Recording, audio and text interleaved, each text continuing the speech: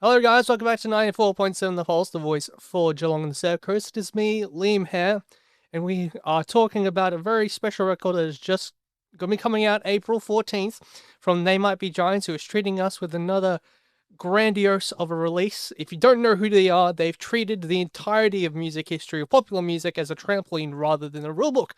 Like two pinballs pinging off each other through musical morphs and stretching giddy either. They Might Be Giants, roots by Ricochet on their upcoming album, which is the one we're talking about today. The World Is Too Dig, due bouncing through the pulp multiverse, digging through whatever they can find with playful zeal. Both Linnell and Flansburgh continue to fire up ideas off another like particles and perpetual motion experiments, each collision producing a new angle with a new melodic left turn and resulting in tracks packed with nostalgic references, mischievous details, and a left field detours.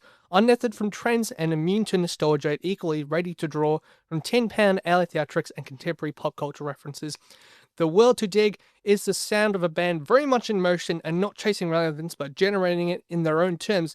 If you love a fantastic alt rock band who continues to deliver timeless and quirky music, even 40 years after this, since their debut record this year, 41 if you count their self-titled tapes they did in 1985, They Might Be Giants are the one for you.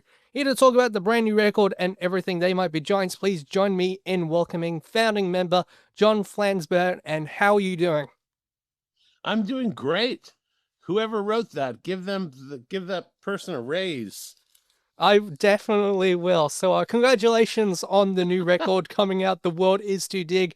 How do you feel about the new record coming out for They Might Be Giants? Oh, it's super exciting. Everyone's kind of psyched about this one came out really good. It's we work a lot really hard on our albums, but you can never tell like how what's going to click. But this one seems very lucky. So we're excited to be promoting it, and we got a bunch of shows coming up. So there's all sorts of stuff going on. Yeah, absolutely fantastic. How did you come across, I guess, the name for the record? Well, I was once a small child, and my mom gave me a lot of little children's books to gaze upon, and one of them was called A Hole Is to Dig, and it was written by a woman named Ruth Krauss and illustrated by a young man named Maurice Sendak, who later on would go on to illustrate Where the Wild Things Are and become a very famous children's book author. But this was kind of his earliest stuff. And it's a really beautiful book. It's A Hole Is to Dig. I cannot recommend it. It's still in print, actually. And it's the cover is a beautiful green that I've actually referenced in painting walls because it's like it's kind of like basically a Martha Stewart green, but it's really nice. And I just kind of modified the title to kind of make kind of a beatnik version of it, and just say, try to get an optimistic message into the world that there are good things in the world worth checking out, and of course it kind of reflects on the album a little bit. The album there are 18 songs, and there are a lot of different kinds of musical directions in the album, so it's a real variety pack. So it's like it's just an open invitation to dig the scene. Beautiful. The artwork itself, when I was checking out the press pack as well, looks pretty cool. I've been informed that it is a painting of the Yosemite National Park in America. How did you stumble across this artwork, and what made you want to choose it to represent the album as a whole? Well, the saga of the album cover is actually too complicated for me to explain in a funny way. So, but I will just let it be said that for since we're on the radio, it is a painting from the 19th century that's part of the Hudson River School, and it kind of looks like a fine art version of like a Yes album. It's very hyper detailed, hyper realistic, natural landscape, and it's awesome in the original sense of the word awesome. But it was an odyssey getting to that. I thought about trying to find a licensable image from that that Hudson River School, um, because I mean, it is a all these Hudson River School paintings have the same quality, which is this very supernatural, uh, kind of almost heavenly vibe. And I don't know if anybody's ever used one of those paintings for an album cover before, but I was aware of it for a long time. And then when I had to come up with an idea for an album cover real fast, I relied on my art history background. Fantastic. And yes, I love the analogy of a Yes album cover. I mean, you look at all the early stuff done by Roger Dean, Fragile, and Tales from Topographic Ocean, even Relay as well in 1974, going way into the early 80s with drama. So let's talk about some of these new songs that have come out as singles. First off, Wu-Tang, which is our first little taste of this new era. What's this all about, this new tune? Well, it's a funny thing. You know, John brought the song in, and the first thing I thought was like, "Oh, great! Now we're going to get sued by the Wu-Tang Clan." But so far, nothing has happened. The song is basically, um, I would say it's like a somebody. It's written from the point of view of a fan of the Wu-Tang Clan who sort of has this like ecstatic, you know, relationship with their music. Like it's just about the joy of being a fan and having the music kind of wash over you. And it's not a hip hop song at all. It just happens to be about somebody who loves hip hop music. So it's kind of a curious song, but it it's got some, it's like a power pop song. So it's very catchy. Fantastic, and there's a cover on here as well. That was just released actually a few days ago as a single, the fourth one for the album, Overnight Sensation Hit Record. How did you come across the song from 1974? Oh, well, that is a song that we grew up with, and it was actually a reference point for a lot of different reasons. It has an amazing flanged drum solo at the end of it that was like just in its time was a really uh sonically kind of like a big deal. But the Raspberries, speaking of power pop, the Raspberries were like just an amazing group. You know, they were kind of old fashioned in their moment. Like, it's kind of like glam rock and all that stuff was kind of coming up. And there were a lot of very heavy bands. You know, they were a contemporary band to Led Zeppelin. So like they were probably trying to make the argument for a 3-minute pop song at the lowest watermark, of, everybody was making 10-minute long rock odysseys, but they kept it tight, and they were just a great act. They're just a great band, and they had some amazing singles. Fantastic. Looking back in comparison, I guess your first ever full studio length album releasing 40 years ago in November in 1986 with the new record in mind, as well as those cassettes that came out the year prior. How do you look back, I guess, on those first few albums, and do you reckon has much changed in the way you approach an album? Well, some things are exactly the same. I mean, our first album had 18 songs on it, I think, and or maybe it had 19 songs. I don't know. I mean, we basically put out 40-minute long albums, and however, if we have some long songs on there, they're less songs. But we really just kind of try to stack up our strongest material. We often we sort of over record a little bit. We probably recorded maybe 30 songs for this record. So we had some stuff to draw from. I mean, I think that when I look back on our first album, the thing I like about it the most is it kind of suggests a musical universe in its own weird way. Like, even though there's a lot of very different songs, the songs don't sound the same from one song to the next. But I feel like that's kind of true of this album as well. Like, we made this record, it was all the same people all the same studio over a very concentrated, relatively concentrated period of time for the most part. And but there's a lot of different musical ideas in play, and like trying to accomplish a bunch of different things. So I don't know. We're ambitious about what we do. There's a lot of experimentation.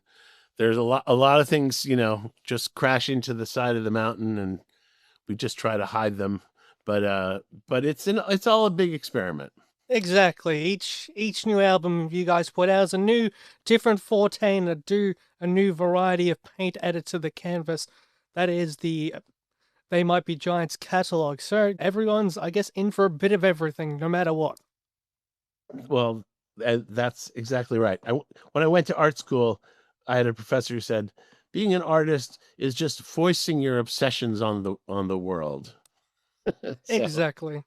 Well, 2025, as I mentioned before we started, 35 years of your landmark album Flood.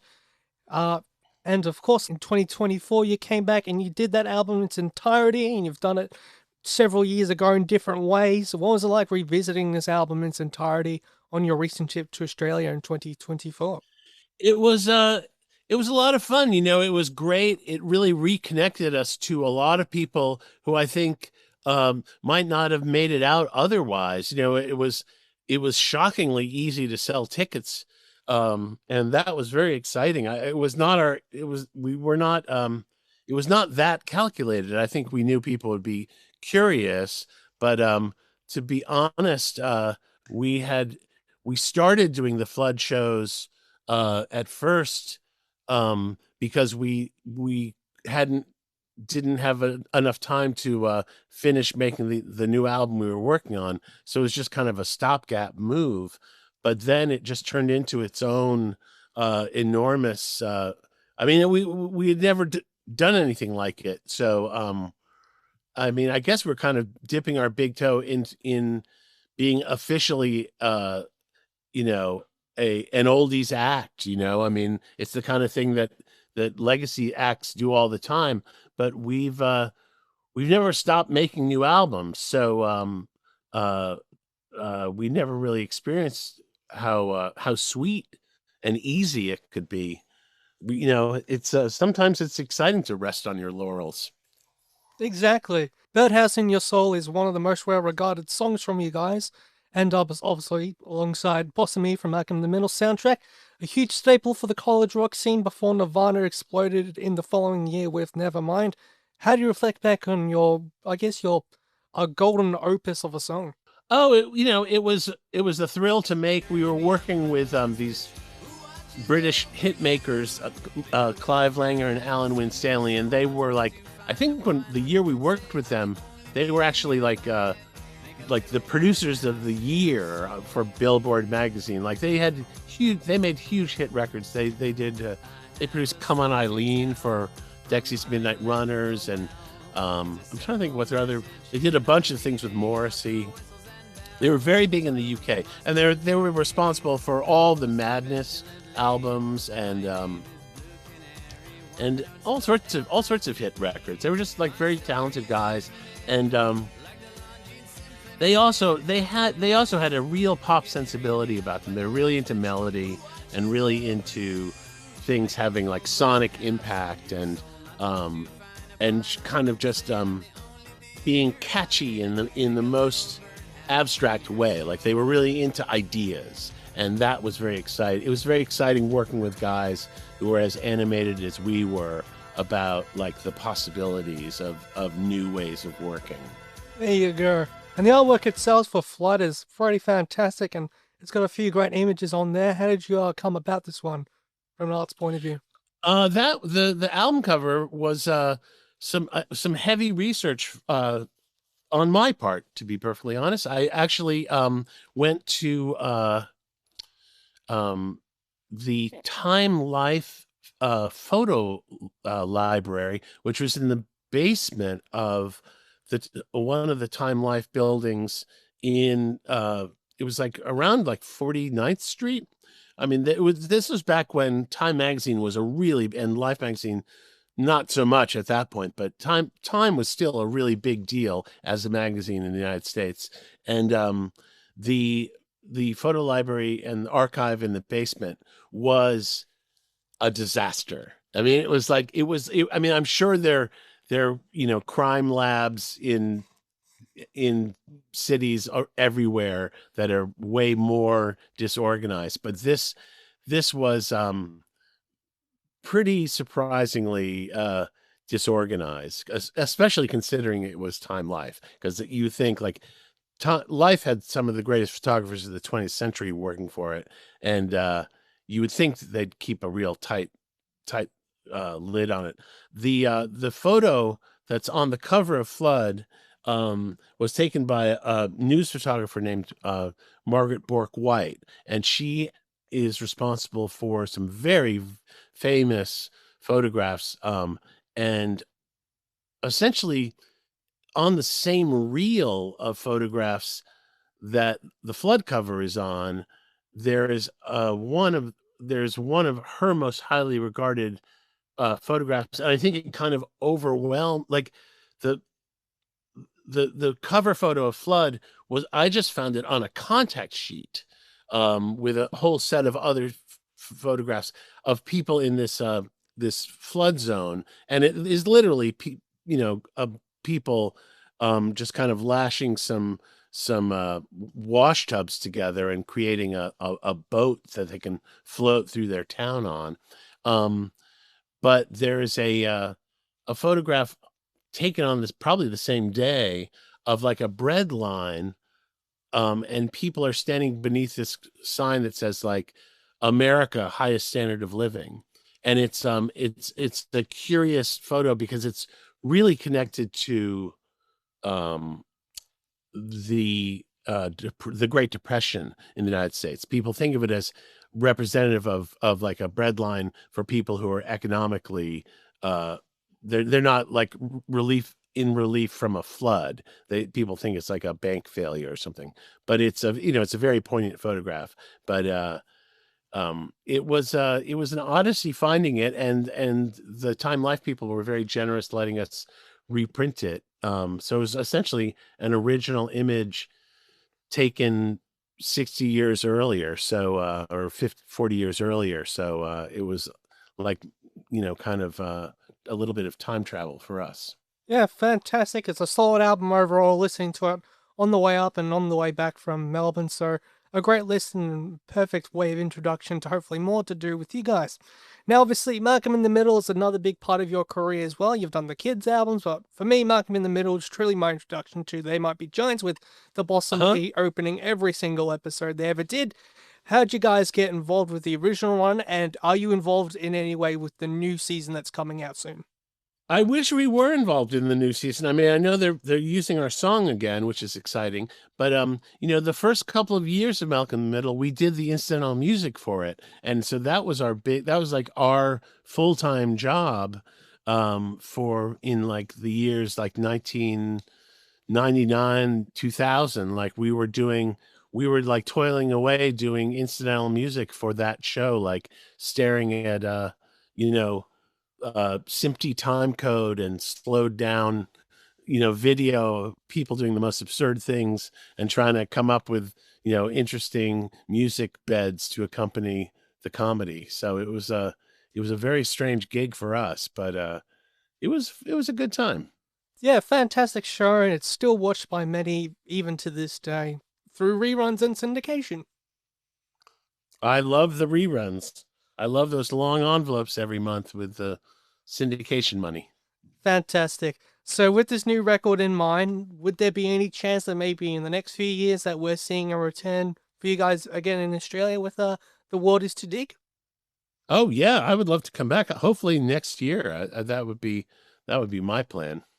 Beautiful. Well, we'll look forward to seeing you guys when you come to Australia. And to wrap out today's interview, and thank you, John Flansburgh from They Might Be Giants, for coming on. What do you think makes the music of your band so exceptionally memorable and unique with every listen?